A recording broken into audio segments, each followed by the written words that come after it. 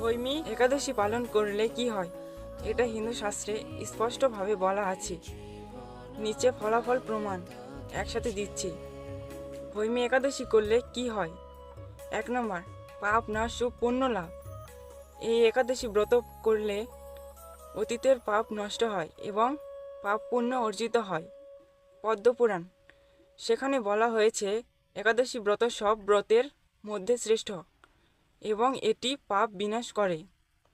2 নম্বর, ভগবান বিষ্ণুর কৃপা লাভ। ভৈমী একাদশী ভগবান বিষ্ণুর অত্যন্ত প্রিয়।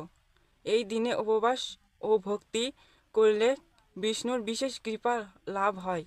বিষ্ণু পুরাণ, একাদশীতে উপবাস করলে ভগবান বিষ্ণুর ভক্তের উপর প্রসন্ন হয়।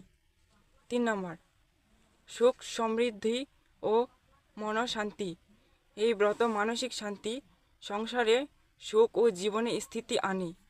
ভাগবত পুরাণ, একাদশী ব্রত পালনকারী ব্যক্তি ইহালোক ও সুখ পরলোকে মুক্তি লাভ করে।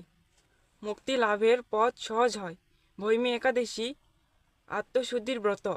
এটি মুখ্যের পথে অগ্রসর হতে সাহায্য করে।